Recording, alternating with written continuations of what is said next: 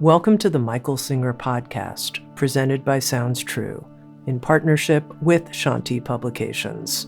For more information about Michael Singer's work, access to all prior episodes, and information about upcoming releases, we invite you to join us at michaelsingerpodcast.com.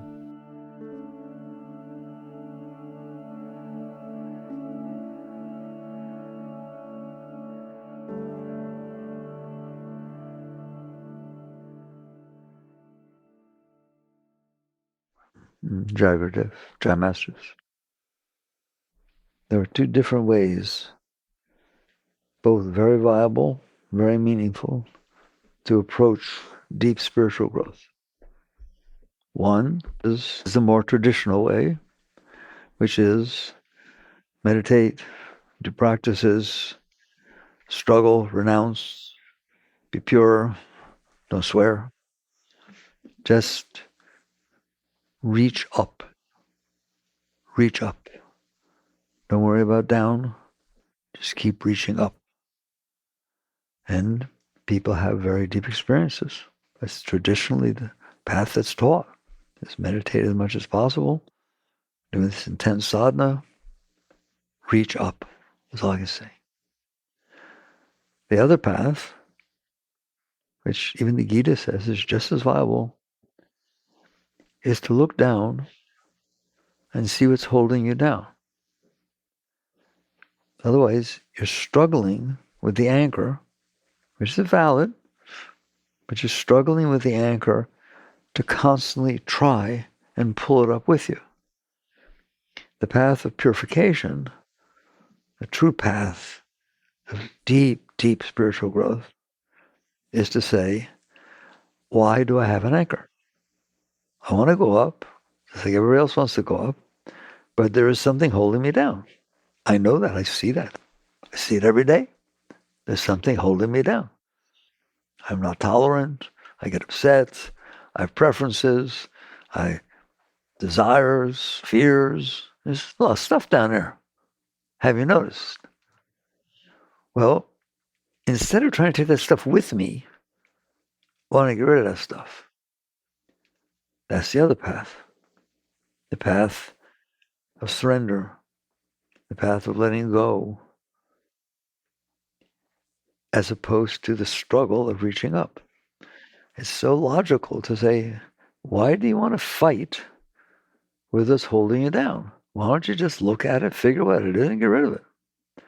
How hard is it to know what's holding you down? That's the joke. Every one of you knows what's holding you down. The problem is you don't want to get rid of it.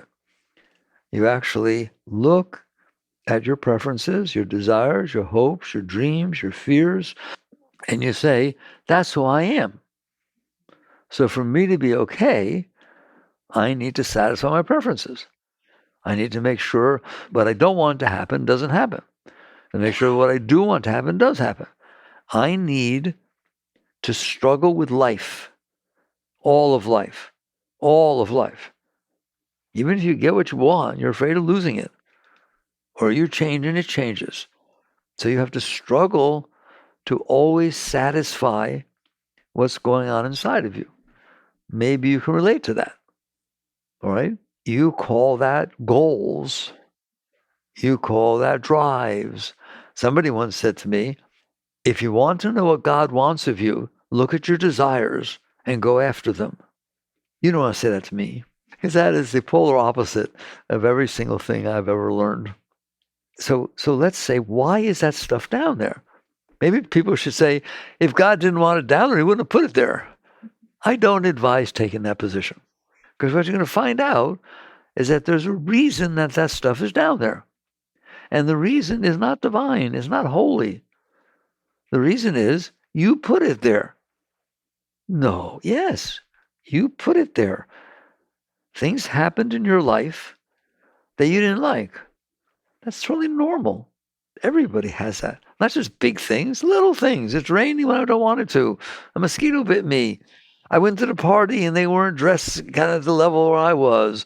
Or somebody said something to me and it bothered me.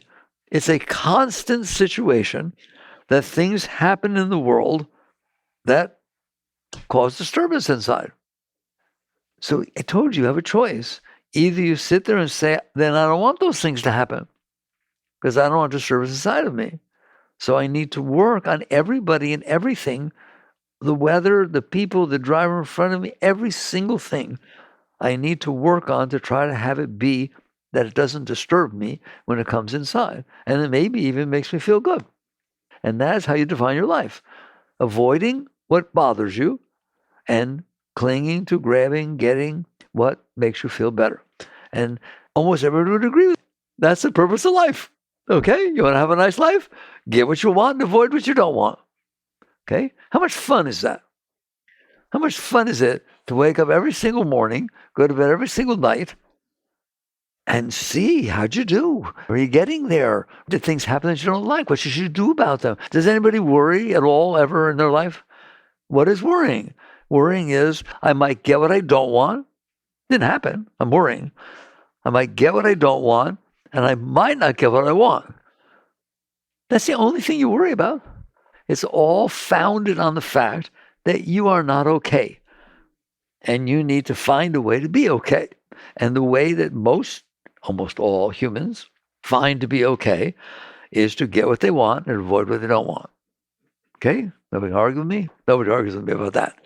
What they argue about is how to get what I want and how to avoid what I don't want.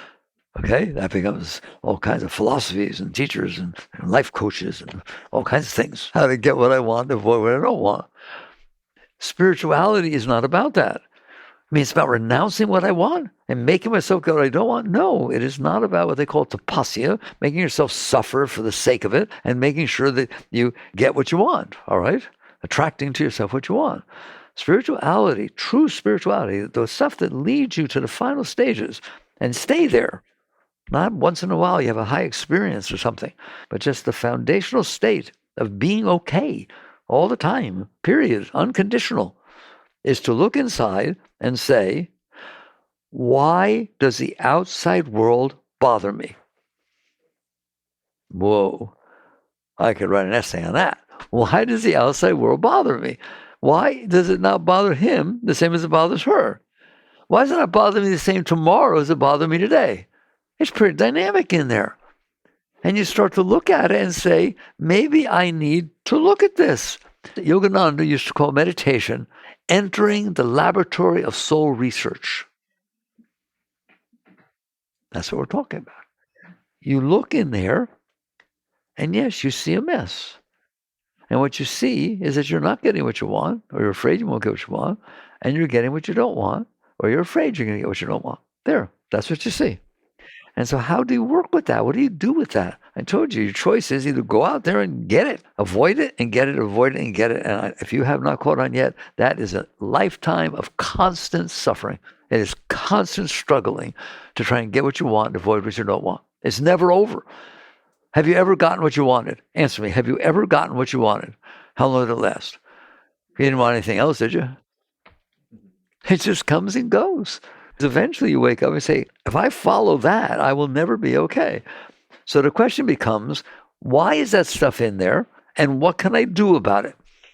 That's when you've woken up a little bit spiritual. You're not saying, how can I get what I want? And how can I avoid what I don't want? That is not spirituality.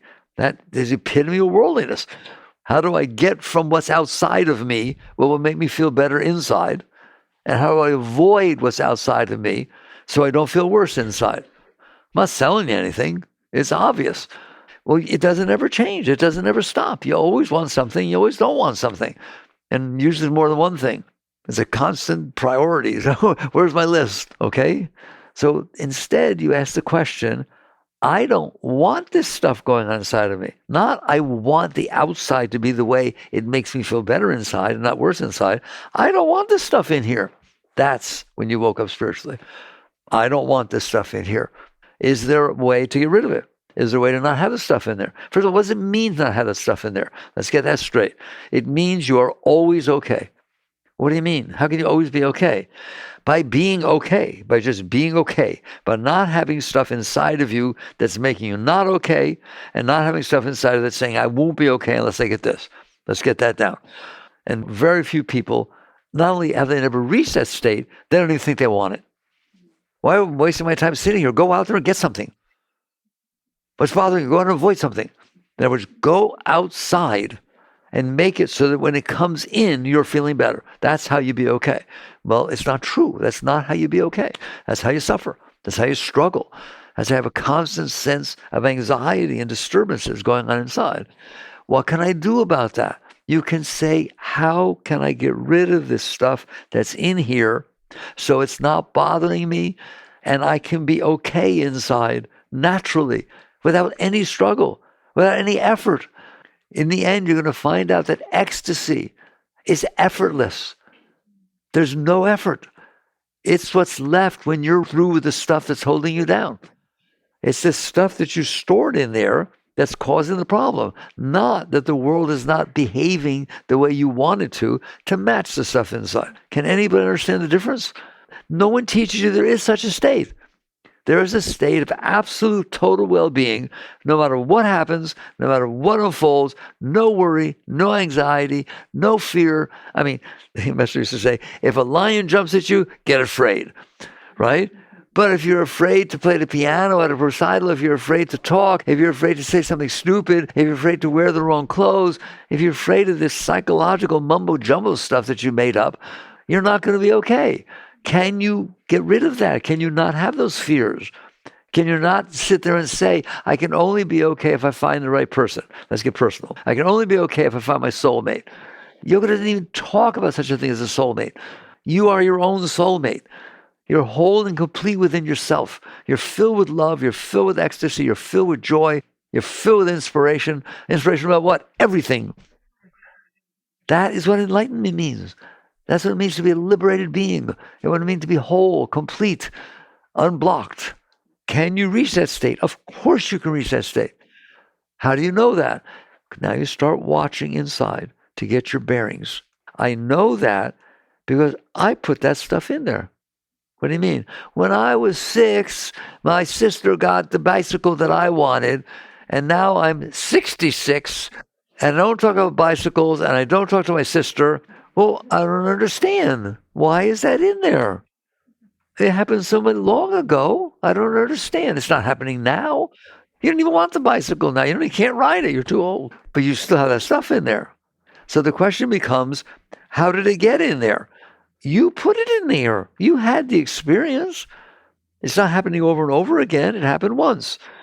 And now you're sitting in there continuing to bother yourself about something that happened 60 years ago. And don't kid yourself. Everyone's doing that. That's all Freud. That's the suppression, repression, all that stuff is you have decided, you didn't do it logically, that I don't like what happened, so I'm going to keep it. Which, of course, the outside world can be. Have you noticed, by the way, the outside world doesn't have to be so nice. It can be kind of weird, unfair, and unjust, can't it? All right? That's how it is. And basically, the question is not, can things happen outside that can cause disturbance? The question is, can I handle inside that things happened outside and learn to be okay with them, learn to come to balance with them, learn to deal with them at a higher level than saying, I can't handle this, get away from me. That's the whole question, the interaction between the outside and the inside. A great being has no problem with that interaction. Every single thing that happens outside comes in. They don't not experience it. They experience it. Can cause fear, can cause anger, can cause need. It causes something to come up inside. The difference is they don't block it. They let it come up. Here it comes. Oh, look, here's anger. Comes right through. Here's frustration. Goes right through. Here's resistance. I don't like that. You feel it? I don't like it. It's gone. It can pass through. You have no glue in there. There's no fly paper, no super glue. There is nothing in there but your will holding on to things that you didn't let go of. I'm going to repeat that. There's nothing in there going on except that you held it in there. How do I know that? Because if something stimulates it and it comes back up, you push it back down. You say things like, don't talk to me like that. I can't handle that. I don't like when you wear that. I don't like when you do that. In other words, something you did came in, it hit the stuff I stored in there, which is always from your past. It's like a computer, even the most brilliant AI computer, until they put data in it. What makes AI so brilliant? It has access to the entire data in the universe, all right? It can get everywhere to everything. You have data inside. Where did it come from? From the past experiences. You didn't type it in.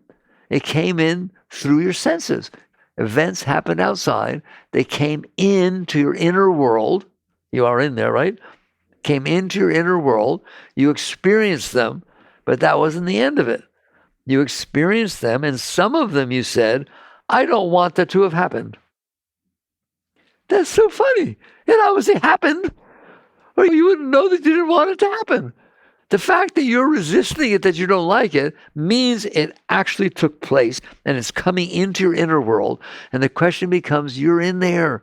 What did you do with it when it came into your inner world? That's the essence of the deep path.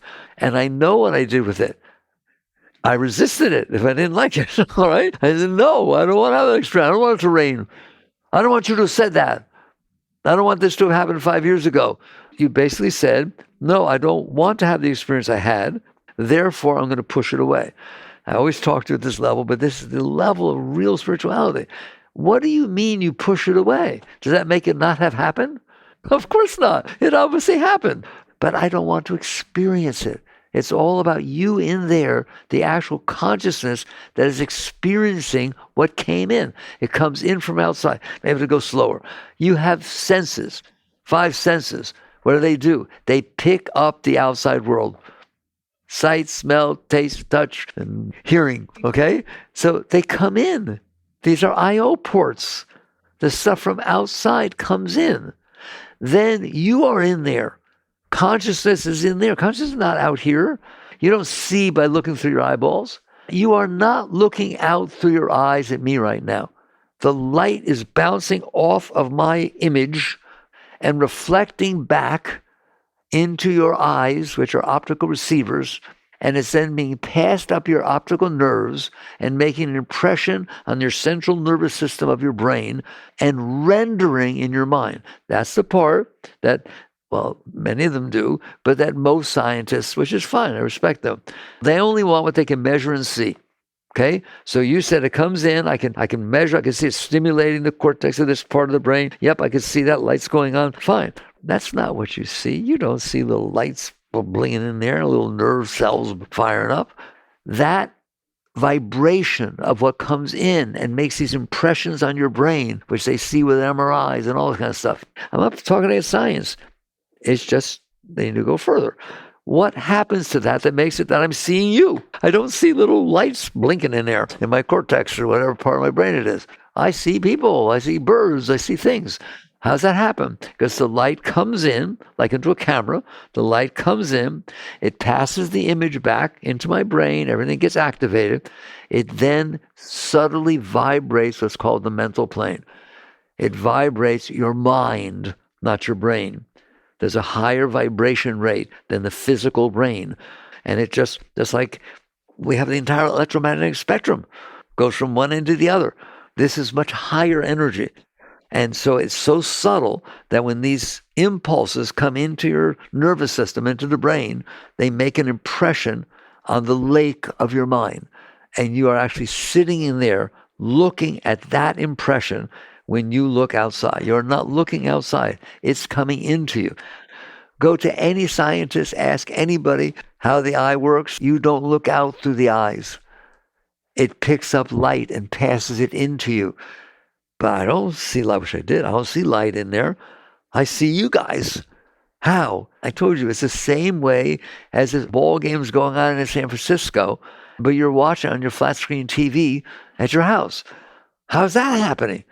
Are the players actually coming out of the screen and touching you? No.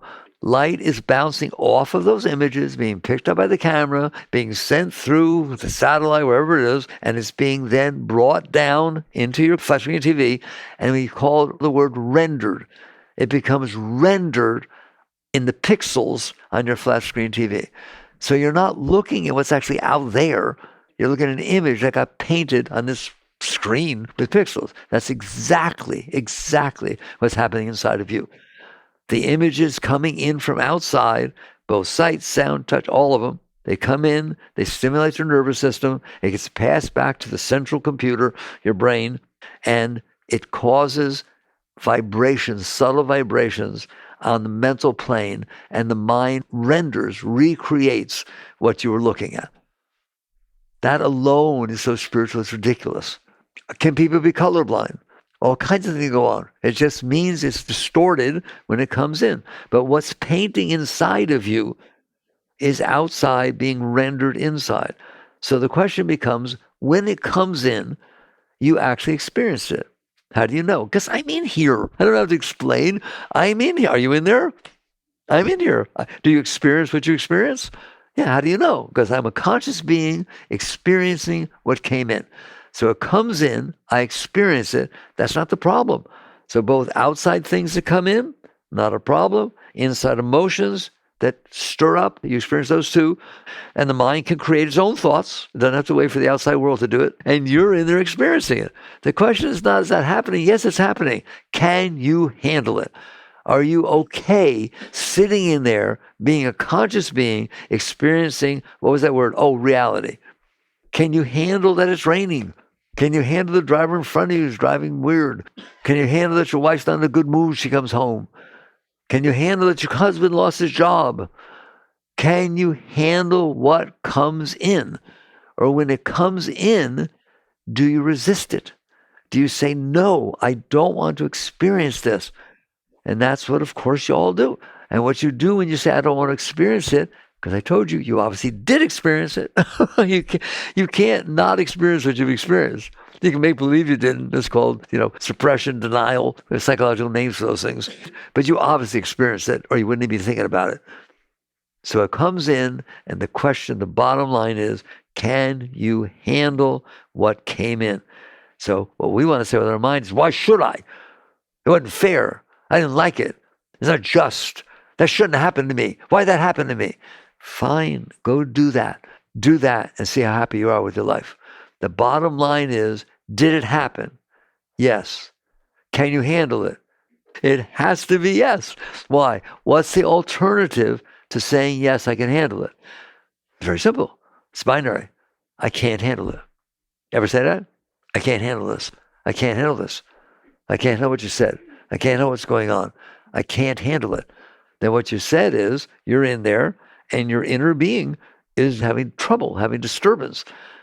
The outside didn't cause the disturbance. It just came in. You couldn't handle it. And so what happens when you can't handle it? You protect yourself from it. You, in there, you. Ultimately, it's the self, the consciousness, pushes it away. No, I don't want to have had this experience. What do you think is happening when you take energy that really happened, comes inside, and you in there say, no, I don't want to experience this, and you try to push it away? What happens? You store it. When the energy comes in, it has to go somewhere. Energy can't stop. Energy is moving. It's always moving. It passes through. So when it comes in and you experience it and you say, no, I don't want to have experienced this, what you've done is taken a force of will, your will, and pushed it against the energy that's flowing in and would have naturally passed through you as an experience you had. But you said, no, I don't want to experience it. And you win. You win. You're very powerful in there. So you push it. What happens when you push it? The energy can't go through. So what does it do? Energy can't stop. It circles around the blockage that your will creates. In other words, it comes in, you apply will inside, you know you do. The energy hits that block of your will and it circles like this. Let's call it some samskara. All right? Well, why is it circling? Because that's all it can do.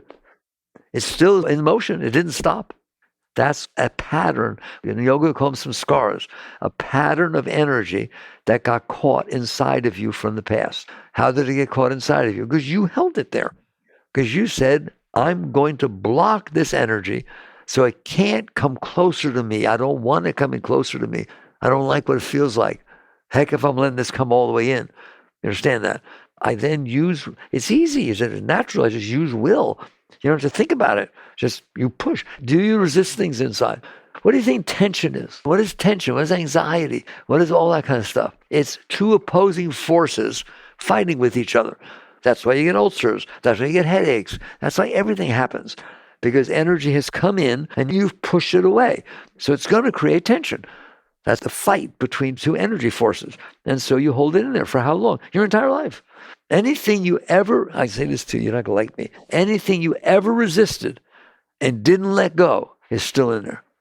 I don't care if some tiny little thing happened in kindergarten, somebody made fun of you or something happened. If you want to know whether it's still in there, go to your high school reunion. Go to your high school reunion and see what happens inside of you when you see these people you haven't seen for 20 years. Maybe it's the same stuff. She said that. She took my boyfriend. She did that. She made fun of me. She did a thing. That was my best friend. You stored her inside of you, didn't you? And so now when you have something stimulating comes in, it brings that back up. And you have all the same feelings, the same disturbances. Go meet your ex-husband after 5 years after a divorce that was very ugly. How you doing? I'm going to tell you a secret. You don't have to wait to meet him or her. They're inside of you ever since you got divorced. You're still having problems with them. The reason I'm talking about that is not to make you feel bad. I started off by saying what's in there, you stored in there. Now do you see why and how? You were protecting yourself from experiencing the experience that actually happened. And so you felt I can protect myself by pushing it away so I don't have to feel it. I don't have to come all the way through. And then you store that in there. And you have tons and tons of those in there, don't you? Those are your sensitivities, your trigger points, call it whatever you want. Things you can't handle. And you've just run around with all these problems. That is a plight of humanity that they've done that. And that every human is running around with a bunch of stuff like that in there. And they're all different. Why? You had different experiences. You got turned on first time you went swimming. Your brother got scared to death because he gulped some water. He never wants to go near water ever again. Totally different experiences. So now when you go to the lake where you grew up, you feel excited when you go to the lake. Your brother don't want to go. He's all weird. You stored it.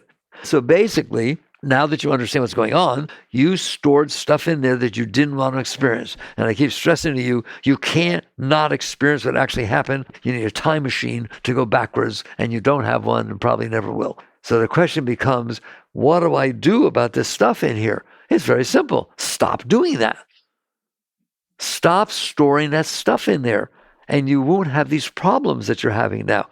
You won't be afraid. You won't be anxious. What are your desires? Your desires is, I want things to happen outside that will make me feel better inside. That's based on that same stuff. It's not just the negative problem. It's the positive problem. Why? How do you know what you want? How do you know what you think will turn you on? What kind of person do you want to meet that you think will make you happy? It's all based on what didn't make you happy before or what did make you happy before. You stored all this junk in there. And so now your whole personality, your whole way of thinking, your whole everything in life is based on the garbage that you stored in there. It's the root of your psyche. And guess who says that? Psychology. Man is the sum of his learned experiences. That's what you'll learn if you take psychology. And you don't need to learn that because you know that, all right? Your insides are the sum of your learned experiences. Maybe they're not. Maybe your insides are the sum of what you never experienced. Well, that's ridiculous. I wouldn't even know to want it or not want it. It is the sum of your learned experiences, and you stored it in there, and now you're sitting on top of a volcano that you have to have the outside to be a certain way so you can be okay inside. Now you understand I said you stored the stuff in there. Now the question becomes, what do I do about that? Well, the first question is, if the problem is that I stored it in there, then the solution is to let it go. Here's this, really a two-part solution. Let it go. Not so easy, but we can discuss it. Let it go. What do you mean let it go? You're holding it in there. If it comes back up, what do? You push it back down. Or you yell at somebody that they shouldn't have said that to you. You make sure it doesn't get hit. You protect yourself from yourself. How's that? You are protecting yourself from yourself. That's what all your boundaries are. Protecting yourself from yourself. That's why every one of you have different ideas of what boundaries you can handle, what you can't handle. It's based on what you stored. So there's two parts to it. One, let go of what's in there. And two, which is the biggest one, believe it or not, don't put any more in there. What's the purpose of working it through? Go to a psychiatrist, spend 4 years to work through your stuff in there, and finally, oh boy, this doesn't bother me anymore. I'm okay. With what? That one thing. I got over the fact that I had this bad relationship with my ex-husband. How you doing now? I'm still very afraid of relationships. You could spend your lifetime getting rid of one scar. You know that. People talk about that. I've had this for my whole life. I've been afraid of this thing since that girl did that to me in 5th grade. How can I get over this? Okay, work on it. Then what? I still don't like the rain. I don't like the weather. I don't like the clothes people are wearing. I don't like what my husband said. So there's 2 parts to it. Get rid of what's already in there and don't put any more in. Sometimes people say to me, Mickey, you don't teach techniques. I just did. Get rid of what's in there and don't put any more in. I guarantee you do that, you're the happiest person ever on the face of the earth. You won't have any problems ever again. All right. So the question becomes, since you stored it in, that's the great thing to understand. Since you stored it in there, I'm not saying you should be guilty what happened or judging. Things happen outside. Can we get that over with? Do things happen outside that are not right, pleasant, unjust? Yes or no? Is that okay with you? I want you all to say no together. Well, then you lose. You just said things happen outside that are not just or fair or pleasant or something like that. Is that okay? No. Now you're not okay. I'm sorry. I talk pretty straight. It's binary, all right? It happened. You can't handle it. Then you're in trouble because you're going to suppress it. You're going to make a mess out of your life because you couldn't handle something. So you finally get to the point where you say, okay, I understand there's a mess in here and I put it there. You didn't put the event there. Whatever happened in your life that was disturbing, I didn't say it's your fault. You won't hear me talk about karma. I'm a yogi. How do you not talk about karma? Because your understanding of karma, I don't want to talk about. It's a punishment. You did wrong. If that happened to you, that's your karma from a past life. That's your karma for what you did over here. No, don't do that. You'll never be free. The right understanding of karma is it's your teacher. It's your best friend. It's your teacher. What do you mean? If you did an event that sent out some bad energy, I guarantee you it's going to come back. If I yell at you instead of be nice to you, you're going to be different than if I was nice to you. Isn't that magic? If I steal from you and I'm all involved in all this illegal stuff and taking from you and stuff like that, I am going to create energy around me and you that's very disturbing. Does that mean your karma is such that you're going to get punishment? No. It's going to come back to teach you what you needed to learn. That's all. If I get married and I have a relationship and I mess it up, I get too jealous, I get this, I get that, I guarantee you the next time you go to get in a relationship, that stuff's coming back, isn't it? Because you fed it, okay, as opposed to I let it go. If you look at it and you say, I don't want to be like that, I want to be more trusting, and even if I get hurt, I'd rather get hurt than not be open and be able to feel love. And you start thinking like that, right? So now you interact in a very different way. So you're going to get back something different. But if you don't and you mess it up, life's going to come back very naturally, and you will be given an opportunity to learn. And I think when life's going to come back, you talk about laws of attraction. There are laws of attraction, but it's way simpler than that. If I got hurt in a relationship and I don't want to have a relationship anymore, and I can't be comfortable with people, then anytime I'm with people, I'm uncomfortable. So what am I going to do with that? I hope you learned. I hope you learned your lesson that I should be more comfortable, be more open. Right? I didn't. Okay, then it's going to keep being like that. You're going to keep going back to 5th grade. You will keep getting the lesson. It's not a punishment. It's a teacher. I don't want you to think of karma as a punishment. That's not what life is about. God's not about punishing people. It's about learning to let go of your stuff and not put any more in. How do I do that? Because life will teach you. How will life teach you? Because if you don't learn, you're going to suffer. If I can't handle what my child did, and I renounce I'm never to talk to you ever again, what did I get? I got a screwed up relationship that I have to carry for the rest of my life. I don't care what they did. It's not that I don't care. It's just reality wins. Reality always wins. So when something happens, you have to decide, can I accept this and then deal with it? Not deal with it. Don't think I'm telling you that what surrender and acceptance means is you just go off in Nana land and make believe nothing's a problem. That's not spiritual. But to sit there and say, the first thing I do, and this is how I teach, the first thing I do with everything, I'm not perfect, so I'm not saying my I, okay? But the first thing I do is accept the reality of what has taken place, period. Well, how do I know the reality? Let those who have eyes to see, let them see. Let those who have ears to hear. That's Christ's words, by the way. In other words, what's the matter with you? It's right in front of you. And how close it is in front of you? You're resisting it because you don't want to deal with it. And so you sit there and say, if I'm resisting it, it's going to stay inside. This is what I want you to get from this talk. If I'm resisting it, it's going to stay inside. Why? I didn't let it go. That's what letting go means. It doesn't mean accept every single thing everybody does, everything, don't do anything, don't work with it. It means your first act is acceptance. Why? Because it happened. I don't know how to talk about it, but it was wrong. I don't care. I do care, but not that kind of care, right? It took place, but I went for my piano recital and I messed up. Oh my God, a middle C, I played a D, and I'm so embarrassed. Let it go. Why? Because it happened. It happened. And you have to live with it. And you can either live with it by being screwed up about it. You can live with it by saying, wow, I sure learned something in this round. I'm going to be a better player. It inspired me. You decide how you deal with it after you accept it. But if you don't accept it, and you understand vast amounts of your life you've not accepted, every single one of you, no, that should not have happened. No, that's not okay. No, what you said hurt me. So is it okay that what I said hurt you? No, it's neither okay nor not okay.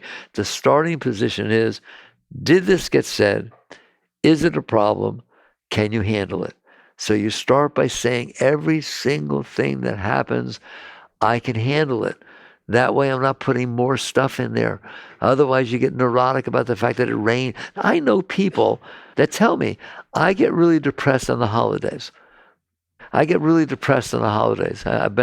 that way a good part of my life. Why would you get depressed on Christmas or a holiday? These are joyous times.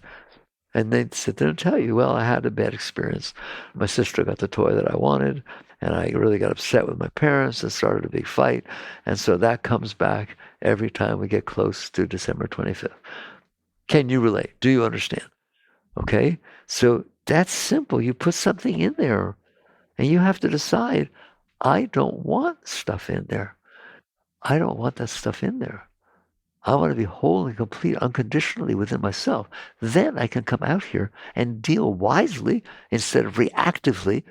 If you don't look, there's a karma passing through. Something happened at Christmas. You got upset.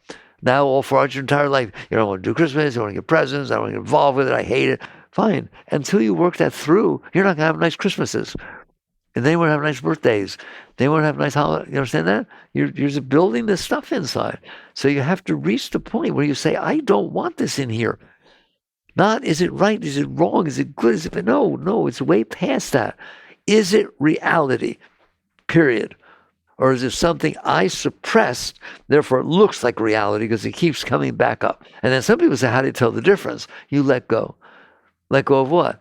In the end, everything. But how can you let go of everything? How do you protect yourself? You understand, the self does not need protection. As I told you once, the line of the Gita, one of my favorite, Krishna talking to Arjuna, he says, why are you worrying about this battle about to happen? Nobody's going to die here. Weapons can't reach the self. Waters can't overwhelm it. Fires can't burn it. What does that mean? You in there have nothing to do with fire out here, have nothing to do with weapons out here. You're the experiencer, not the experience. That's what he's saying. So your starting position is, I'm fine. Not everything else is fine. I'm fine. Everything else is not going to be fine. It is what it is, and it's a mess, and everything's a mess. I'm in here, and I'm fine. I'm fine with what? I'm fine. Period. That's where a great being gets. I'm fine. Why? Because I'm fine. Because I'm in here. And if I'm in here, I'm fine. But what happens if things happen that are out of balance?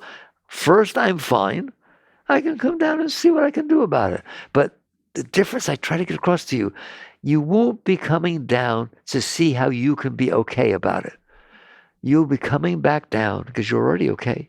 You'll be coming back down to see what you can do to help the situation for everybody else. It will be completely selfless. Why? Because you don't need something for yourself. You're already okay. You're fine in there. When you get back here, and you see where I'm pointing, when you get back here, all there is ecstasy. All there is a constant flow of Shakti, bathing you, washing you, a rush of holy waters, call it whatever you want, because that's the nature of self. That's the nature of Atman, Satchidananda, eternal conscious bliss. That's who you are. That is what you're capable of experiencing. Not capable of experiencing. Back here, that is what you're experiencing. But you've sent it down into this mud, all right, into all that morass of all these things you stored inside, so you can't feel it. The sun is always shining, but the clouds can hide it, but it's still shining. Is there day or night? No, there's not. Now, once you get off the planet Earth, there's just 4.5 billion years of a shining sun that's just shining all the same, every season, every single thing. That's who's back there. That's you. Well, why don't experience it? Because you're not back there. You let your consciousness get pulled down into this morass that you built inside, and it acts as clouds and blockages. So some people get so dark. Can it get dark inside? Can I be out there where the sun always shines all the time and be experiencing darkness? Sure, close your eyes. You are always shining. You're the greatest being ever walked the face of the earth. You right now. I don't care what you ever did. You are literally God descended right now, but don't get too proud about it, because that's ego. I didn't say your ego is God descended. I said you who should be noticing the ego is God descended, but you're not noticing the ego. You're getting sucked into it. It's real. You believe what it's saying, everything. So you get to the point where you understand, if I want to be okay, I have to be okay. But how do I be okay with all this stuff that I stored in here? I teach it all the time. Don't start with that stuff. I know. I talk. I just don't know whether you can hear it. You can't start with the deep stuff that you stored in there. Your traumas, your anxieties, your fears. It's too strong. It pulls you down into it. And you can claim you're beyond it, but you're not. It pulls you down. So what do? You start with the simple stuff. People always yell at me, Ming, you always talk about the small stuff. What about the big stuff? Don't worry. The big stuff will become small stuff. Give it time. You practice being okay. That's the essence of this path. I talked about, can you reach up, try to leave your anchor? Now, this is about, I'm going to get rid of my anchor. How? Things are going to happen in your life, every single minute of your life, that bother you. The driver doesn't drive the way you want. The temperature's not what you want. The clothes don't do the thing. You drop some ketchup on your pants. The boss said something you're afraid. Things happen. It's a happening place. Don't take the big ones. I'll be nice to you. Don't. Okay? But what if I get disturbed by something really big? Try to work it through, try to relax through it, do the best you can, and then come back up, all right? But don't try to fight, all right? I'm a weightlifter. I'm not, obviously. I'm a weightlifter, and I want to be able to lift 600 pounds over my head, okay? Can you do it? No. Well, keep trying. No. Try 101, then 102. Then 103, then 105. Just work your way up to be able to do better than what you're doing now. It's the same thing with your stuff. You can't take on the big thing that you can't handle. You freak out anytime you think about it. And you shouldn't be trying to. You just say, can I handle that it's raining? Can I handle that I ate something and it didn't make me feel good? Or do I have to complain about it? You get to the point where complaining, God, I'm going to talk to you about my trouble. Complaining is off the chart. A great being never complains about anything. Why? Because what you're complaining about is reality. I don't like what somebody said. I don't like what's happening. I don't like what they did. It doesn't do anything. All it does is reinforce the fact that you can't handle it. That's what complaining is. I can't handle it. I'm going to talk about it. I'm going to make it part of my whole life that I can't handle this. Instead of, I'm back here, I'm not ready yet, but I'm going to start with small things. The weather, the driver in front of me, what somebody said, what I think somebody said. Now, there's a really good one. Okay? What do I do about that? I can handle that. I made it up. That mind can think anything it wants. And so you start by saying, I can handle what somebody might have said. How do I do that? Let's get right down with it. Rubber hits the road. You can use affirmation. That's one very powerful technique. What does that mean? Your mind starts getting anxious about what somebody might have said. Okay? So many things you can do. Sit there and say, oh, I know what they said. They said really nice things. I can hear them saying it right now. Do whatever you want. You're making it up anyways. Why make up bad stuff? Or you say affirmation, I'm fine, right? I can handle this. I can handle this. I would love you to say that. With all this junk your mind is saying, what if behind it said, I can handle that. I can handle that. I can handle this goes wrong. I can handle that. I can handle people don't like me. And the more you can raise that up to be something that's bigger than just, I'm afraid of what people said or something like that, you're going to find out that you're able to pick up more weight. You build a muscle of will. You build a muscle of acceptance by practice. But most people don't. They just practice complaining. The whole thing I started by telling you is what you want. You don't want to fix this inside. Look at me. I'm going to accuse you. You don't want to fix the inside. You want to fix the outside so it doesn't bother the inside. How do I know that? Because that's all you talk about. That's how you act. That's your entire thing is, I don't like what's going on outside. How do I make it be okay? How about, I don't like what's going on inside. How do I make it be okay? And that's your real work. And so you just sit there and take an attitude, I can handle it. Like I said, what happens if something happens that I can't handle? Believe me, you'll find out because you won't be able to handle it. You'll get upset, you'll fall down, you scream, you yell, carry on, and pull your hair out. And then what? Then when all your hair is pulled out and you're all upset, say, oh, that was stupid. You'll come back. At some point, you come back to a higher centered place, right? It didn't pull you down into your morass. Now you understand what the morass is. That's stuff you stored in there, okay? You won't be enlightened, but you'll be higher when you come back than when you got pulled down. Say thank you.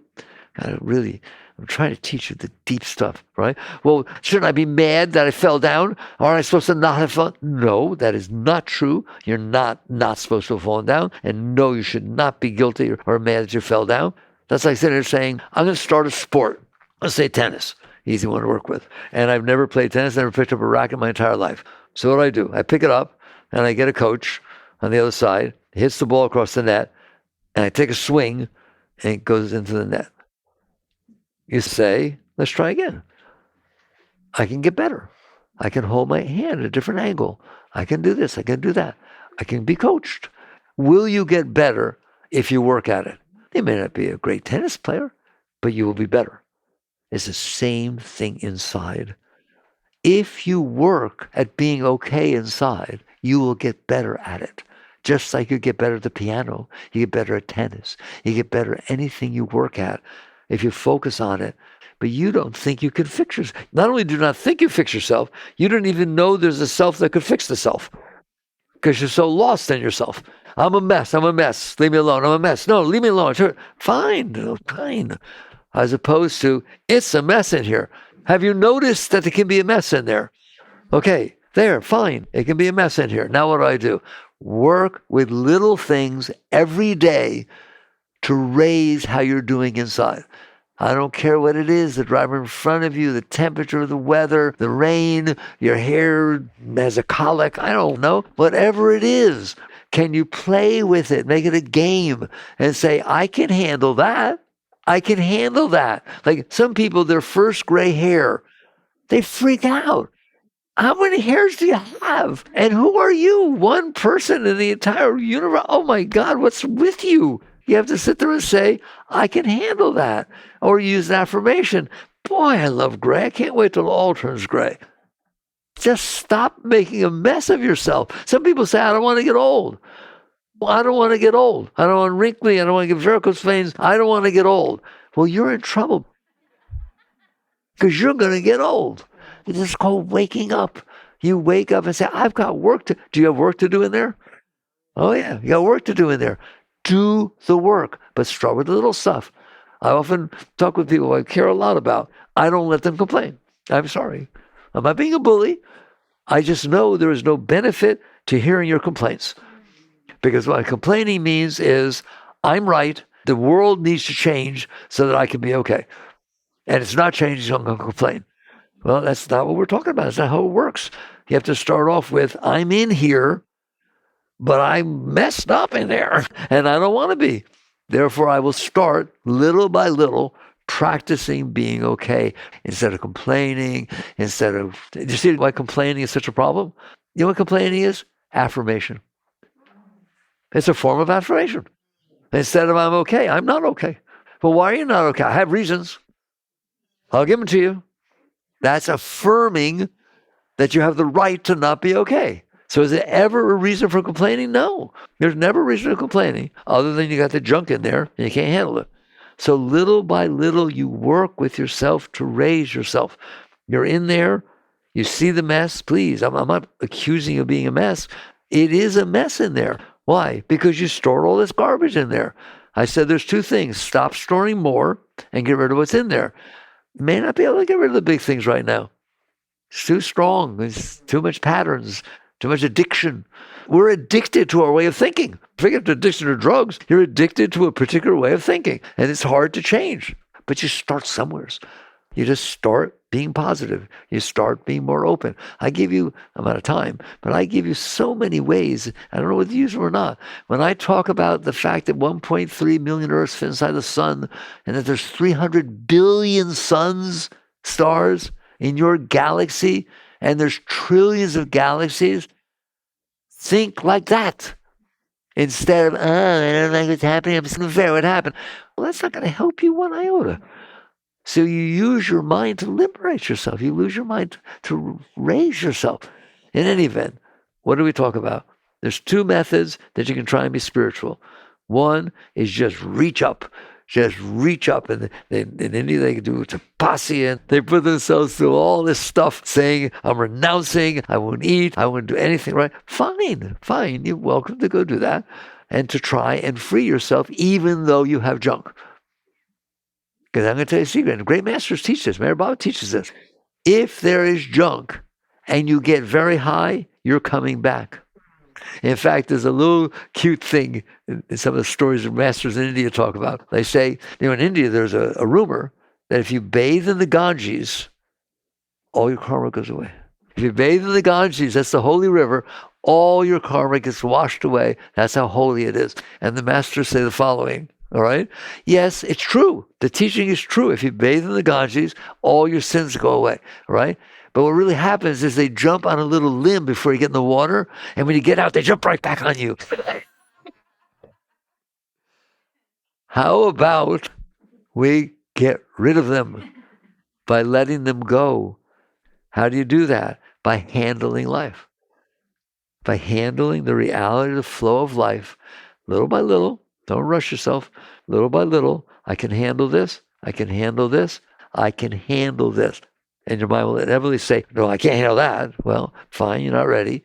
But start working with the things you can handle. I can handle this. And you just bother handling it. And you're going to find out now it's 101 pounds. Now it's 102.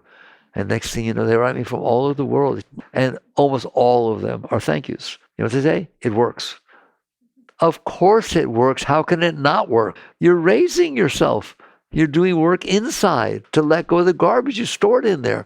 And eventually bigger stuff will come up and you will fall, you get back up. And then one time you won't fall. They come to me with that also. I had this problem my whole life and it seemed like it would never go away. And I just started working with it, facing the fear and letting it go. And I can't believe it. I'm like a totally different person. I don't have any problems anymore. I'm just so happy. When they write me that, I don't have any problems anymore. I'm the happiest I've ever been in my whole life. Why? Not because of anything I did, because you bothered to work within yourself. You bothered to let go of the garbage. And the more you let go, you get higher and higher. And I'll just close. What does it mean to get higher and higher? This energy that used to go down starts going up. When? All the time. This Shakti is real. Well, why is it flowing? Because you stop holding it down there. You stop blocking the sunlight. If you stop blocking it, it goes up. How high can it go up? It gets high, then it gets higher, then it gets higher, then it gets higher, then you feel totally free and liberated and nothing bothers you and you can deal with the whole world. You still deal with the world, but you can deal with it from a place of well-being. Is that high? No, that's not high enough yet. Then you get to a point where it's coming up so strong that it's pulling you away from yourself. It's pulling you away from you looking down there at all. You don't even know there's a down there. It's just pulling you up like a vacuum cleaner, a giant vacuum cleaner, pulling you up, pulling you up. And the great masters say you reach a point where Christ said it, you must die to be reborn. You want to go to the next step? You have to let go of yourself as a separate entity. You're no longer Atman, you're Paramatman. You're not the individual consciousness even looking at the pure thing. It pulls you, and eventually you realize, I have to let go. What does that mean? I have to let go. I have to stop looking down. I have to just let go. And that's when they merge. Meher Baba said, my drop of consciousness that was looking at me fell back into the ocean of consciousness. Find it. Just try. Experiment for yourself. Take a drop of water and drop it into a lake and see if you can find that drop. It says what we call merge. And the word yoga means union, merger. Okay? And that's where the great ones went. All right. We talked about it from down all the way up. Are you willing to let go? Are you willing to do the work of letting go of your stuff? All right. Thank you for listening. Jagrata.